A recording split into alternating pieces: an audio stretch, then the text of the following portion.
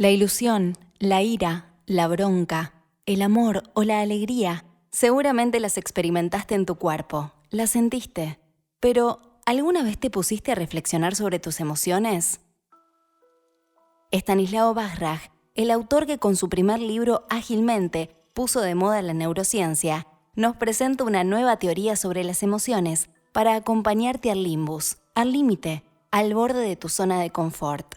Ese lugar que tal vez aún no conoces, pero que es fundamental descubrir para tener mayores posibilidades de llegar a ser tu yo más genuino. Me parece que a medida que fui escribiendo los libros que escribí, me empecé a dar cuenta que suelo estudiar las cosas que necesito aprender.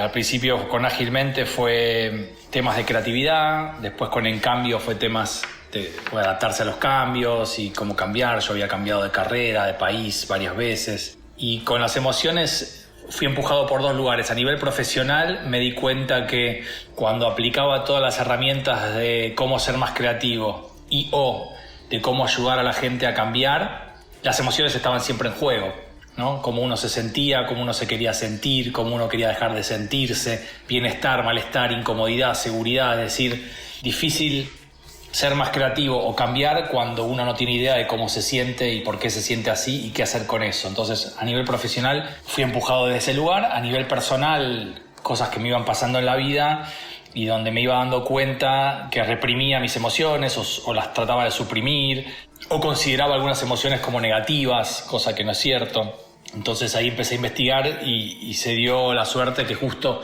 en el mundo de la biología del cerebro, hace muy pocos años, cuando empecé a investigar, hubo como una ruptura de un paradigma muy grande sobre el mundo de las emociones y nuevos científicos jóvenes, y gracias a la tecnología empezaron a tener nuevos paradigmas, nuevos enfoques sobre qué es esto que todos sentimos pero que nadie puede definir bien. Así que siempre es una mezcla, camino profesional que me genera curiosidad y digo, wow, acá la gente necesita entender cómo se siente, y camino personal, yo soy mi propio conejillo de Indias, ¿no? En este libro, fundamentalmente, gracias a la pandemia / cuarentena, empecé a aplicar mucho mi propia vida porque encerrado en mi departamento me enfrenté a mí mismo, y el libro es un poco eso, ¿no? Es enfrentarse a uno mismo y bucear un poco introspectivamente quién soy, cómo me siento, por qué me siento así, y fundamentalmente dejar de culpar al otro de ese malestar o bienestar y dejar de quejarse permanentemente y dejar de responsabilizar al contexto y ver que más allá de que existe un contexto y un otro, qué es lo que uno puede hacer, que es un montón lo que uno puede hacer. En nuestra quinta temporada, conversamos con Stanislao Bajraj sobre el potencial que todas las personas tenemos para aprender a diseñar nuestras emociones y lograr un mayor bienestar. Antes de empezar, queremos hacer una breve aclaración. Este episodio fue grabado en casa para proteger la seguridad del autor y del equipo de producción de No Ficción. Por ello, esperamos sepan disculpar si se cuela algún sonido ambiente. Vení, pasá. Esto es No Ficción, el podcast de libros de Penguin Random House Grupo Editorial. Gracias por acompañarnos. En No Ficción leemos con vos. Te invitamos a descubrir nuevos mundos. Un viaje sin escalas de la mano de los autores más reconocidos.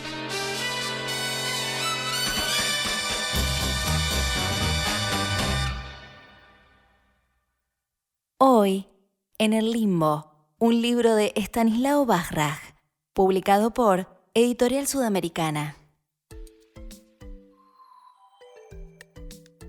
La palabra limbo viene del latín limbus y significa borde, límite.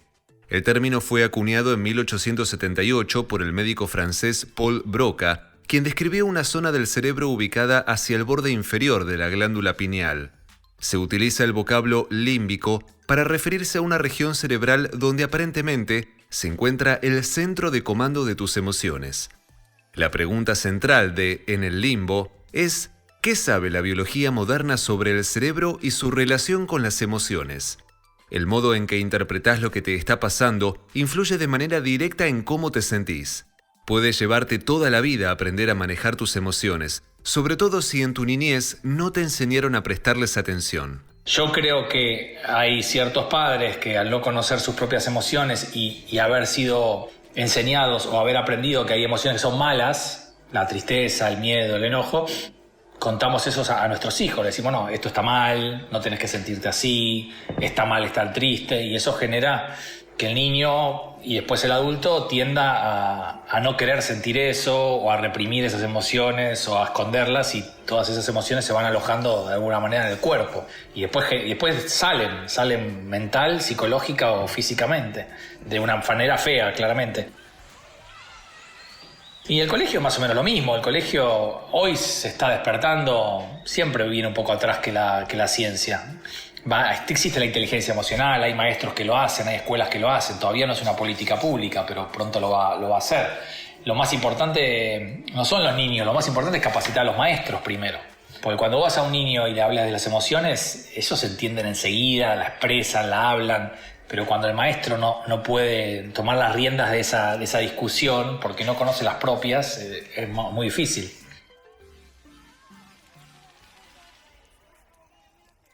Si el coeficiente de inteligencia racional representa cuán ingenioso sos para analizar y comprender las cosas de manera lógica, el coeficiente de inteligencia emocional se refiere a cuán ingenioso sos para adaptarte a la realidad y sobrevivir en armonía con los demás. Sería algo así como primero tenés que conocerte y saber cómo te sentís, después aprender a regular esas emociones para sentirte mejor, y una vez que atravesás ese proceso, que sería intrapersonal, vos con vos mismo, te es mucho más fácil entender al otro y ayudar al otro o saber lo que le pasa al otro, que sería el interpersonal. Y dado que te conoces mejor, que sabes regular tus emociones, que puedes entender mejor al otro, la cuarta pata sería todas tus relaciones mejoran.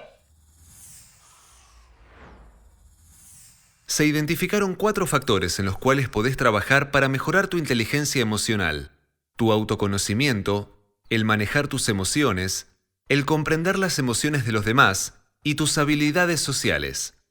La palabra mágica es darse cuenta y autoconocimiento. A medida que uno va profundizando en conocerse, conocer cómo se siente y qué le pasa al cuerpo, que también es algo que por ahí falta mucho en la educación formal, ¿no? El entender su cuerpo, y le puede poner una palabra, un concepto, ¿no? Hay un capítulo en el libro entero sobre eso.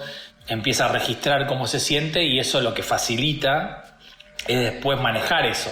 Cuando uno no sabe cómo se siente o confunde enojo con frustración o miedo con pereza o con incomodidad, lo que se produce es que después esa persona no entiende bien qué hacer con eso o no sabe qué hacer con eso.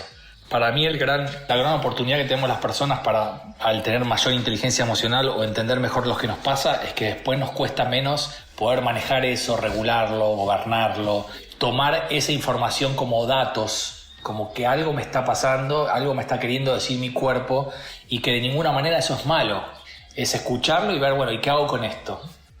La tendencia natural es esto es malo y es culpa del otro, ¿no? Entonces acá sería, bueno, esto no es malo, esto es una emoción que no es divertida o que no es placentera o que me genera incomodidad. Bueno, ¿qué me está pasando? ¿Qué será? Tienen que ver mis pensamientos, tiene que ver el contexto, tiene que ver el otro. Es como todo un proceso casi de científico personal, ¿no? Y a lo largo de los últimos 10 años de trabajar en esto, sobre todo con deportistas, lo que termina pasando son 2 cosas siempre. Una es, la gente dice que tiene más bienestar, algunos me dicen tengo menos malestar, que yo lo traduzco más bienestar. Y otra cosa muy importante, la gente termina tomando mejores decisiones o arrepintiéndose menos las decisiones que toma. Porque cuanto más datos tenés de vos mismo y más información de lo que te pasa, mejores decisiones puedes tomar. Regular las emociones significa gestionar nuestra energía. Así lo explica Stanislao Bajraj. Uno no puede sentir y pensar al mismo tiempo con la misma calidad. Uno tiene cierta cantidad de energía limitada en el cerebro. Energía es oxígeno y glucosa. Y esa energía la puede usar de manera limitada, en simultáneo. No puede prender todo lo que quiere el cerebro cuando tiene ganas. Entonces, hay emociones muy intensas, lindas o feas, por ejemplo, euforia o pánico, ¿no? Algo lindo, algo feo. Cuando la emoción es muy intensa, todos los recursos que están en el cerebro para alimentar a las neuronas se van al lado emocional y no quedan recursos para pensar, no quedan recursos para ser creativo, no quedan recursos para resolver el problema, no quedan recursos para ser claros, no quedan recursos para comunicar bien, ¿se entiende? Es una especie de desbalance energético. Emociones muy intensas, razón muy pobre, decisiones malas, arrepentimiento de lo que hago, comportamientos feos. Entonces, cuando hablamos de regular las emociones, que sería una de las patas de la inteligencia emocional, nos referimos a bajar un poco la emoción para que queden recursos disponibles en el cerebro. ¿Para qué? Para pensar con más claridad. Regular la emoción sería ¿cómo puedo hacer para estar más tranquilo en momentos de mucha tensión? ¿Cómo puedo hacer para tener un poco menos de miedo en momentos de miedo? ¿Cómo puedo hacer para estar contento en lugar de eufórico, que generalmente me va a conducir a tomar malas decisiones?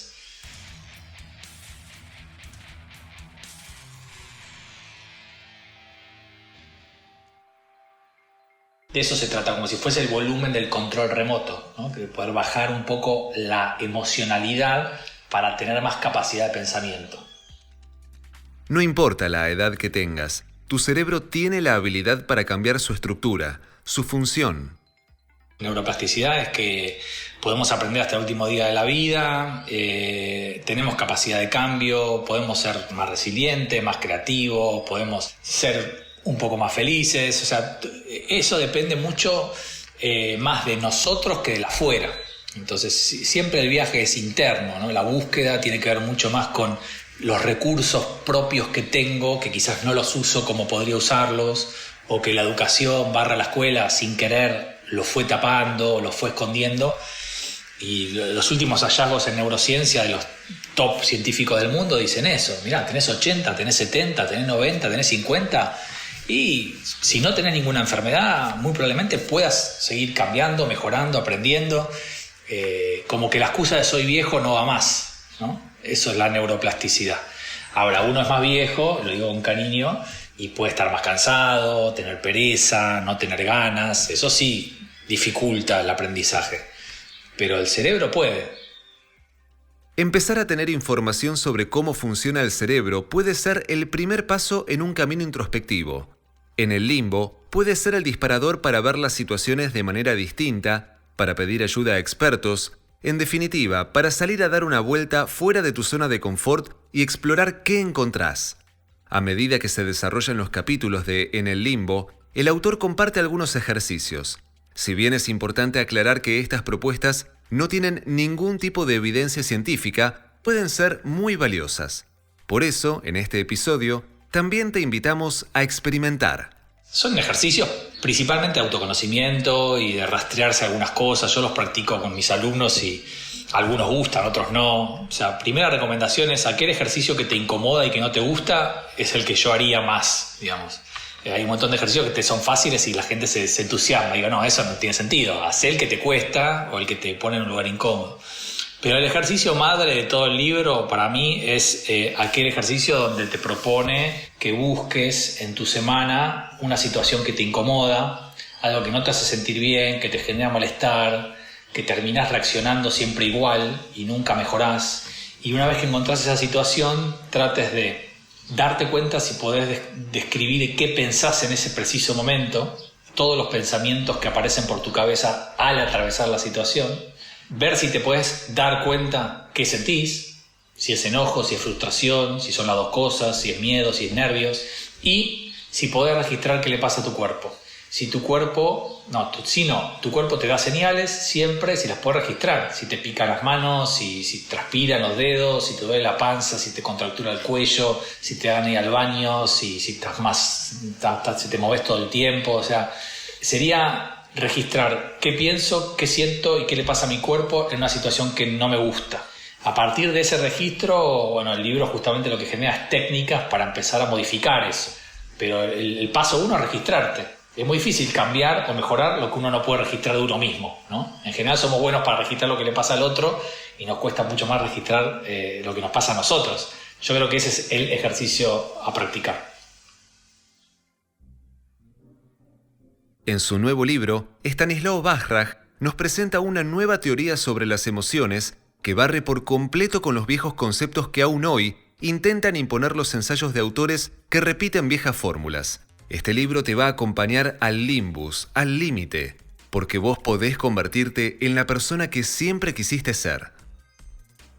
Stanislav Bajraj es doctor en biología molecular de la UBA y de la Universidad de Montpellier, en Francia. Ha realizado múltiples especializaciones en el extranjero en liderazgo, innovación, inteligencia emocional y cambio. Enseñó e investigó en la Universidad de Harvard durante 5 años. Actualmente se desempeña como profesor de creatividad e innovación y de inteligencia emocional para líderes en la Universidad Torquato Di Tella. Además, es fundador y director de Coco Lab, una consultora internacional en temas de innovación, educación y cambio. En 2012 publicó su primer libro, Ágilmente, que en poco tiempo se convirtió en el título de no ficción más vendido de la Argentina. En 2014, con el lanzamiento de En Cambio, se consolidó como el divulgador científico más importante de América Latina. Hoy leímos En el limbo, un libro de Stanislav Bajraj, publicado por Editorial Sudamericana. Encontrá En el limbo en todas las librerías o siguiendo el link en la descripción de este episodio. En el limbo también está disponible en audiolibro. Quédate escuchando que te compartiremos una parte de la introducción leída por el autor. Que la disfrutes. Hace menos de un año, fui a buscar a mi hijo Valentín, de 8 años, a un cumpleaños. Era viernes a las 19:30. Hora pico, tráfico y mucha gente queriendo salir de la ciudad. Tardé al menos 20 minutos en estacionar en doble fila, mientras los conductores detrás me aturdían con sus bocinas. En el cumple habían jugado al fútbol. Al entrar, vi a Valentín con carita de preocupado. Claramente había llorado. Le di un gran abrazo, pero me separó empujándome de su cuerpito transpirado. Caminamos en silencio hasta el auto. Lo sentí contener el llanto hasta que cerró la puerta. Mientras trataba de maniobrar en el cul-de-sac de la canchita de fútbol, me empezó a contar lo que había pasado. Debo admitir que lo oía, pero no lo escuchaba. Estaba cansado y un poco estresado por el tráfico, pero al menos me hablaba de lo sucedido. Una copa que el cumpleañero le había dado al mejor jugador de la cancha. Ese era el tema. Valentín argumentaba que se la habían dado porque era el mejor amigo del cumpleañero y no por haber jugado mejor. Decía que se la merecía él. Mi reacción: ¿pero qué te importa esa copa, Valen? Lo importante es que la pasaste bien jugando al fútbol. ¿Qué importa quién se la dio? Esa copa no significa nada. ¿Cómo vas a ponerte mal por eso? Hubo un silencio de varias cuadras. Suspiré. Se había calmado. Había entendido. ¿Había entendido? Al llegar al garaje de casa y apagar el motor del auto, me di vuelta pensando que se había quedado dormido. Pero estaba bien despierto, pensativo. Mirándome fijo y con una seguridad sorprendente, me dijo con voz suave: «Papá, esa copa era importante para mí». Bajé rápido y me ubiqué junto a él en el asiento de atrás. Lo tomé de las manos y por suerte se dejó. Aunque quizás ya era tarde, al menos tenía que pedirle perdón y tratar de remediar la situación. Le dije que tenía razón, que si era importante para él, entonces era importante. Le pedí que me contara todo de nuevo, con lujo de detalles. Me esforcé para no interrumpirlo. Maldita ansiedad. Boceté calma y comprensión en mi cara y cuerpo y nos fuimos relajando, casi hundiéndonos en la butaca. Le pregunté qué otras cosas eran importantes para él y luego él quiso saber de las mías. Nos empezamos a reír porque en algunas coincidíamos y en otras no. Habrán pasado unos 10 minutos. Al subir al ascensor me miró y volvió a decir: «Pa, esa copa era importante para mí». Como lo demuestra el modo en que reaccioné ante lo que le sucedía a Valentín, se entiende la siguiente conceptualización. Tus acciones y comportamientos son la consecuencia directa de cómo te sentís y por ende de tus emociones. Yo me comporté pésimo con mi hijo porque me sentía cansado, estresado y agotado previamente. Muchas veces no te das cuenta del daño que puedes estar haciéndote o haciéndole a alguien, incluso a aquellos que más querés. De chico, dependés emocionalmente mucho de tus padres y sin darte cuenta buscas su aprobación, su cariño y su comprensión. Esto hace que por momentos busques tanto afuera que te alejes de tu interior. Así, se da un mecanismo por el cual empezás a desconectar de tu esencia, justo allí, donde reside tu fuente inagotable de cariño. Es normal que esto te lleve a buscar afuera lo que no sentís que tenés adentro. Que puedas dejar de reaccionar cuando vos lo decidas, no siempre es malo, pero que puedas empezar a responder es uno de los objetivos más apasionantes del viaje que te propongo hacer a través de este audiolibro. Una realización de Tristana Producciones. No ficción, es una producción original de Penguin Random House, Grupo Editorial.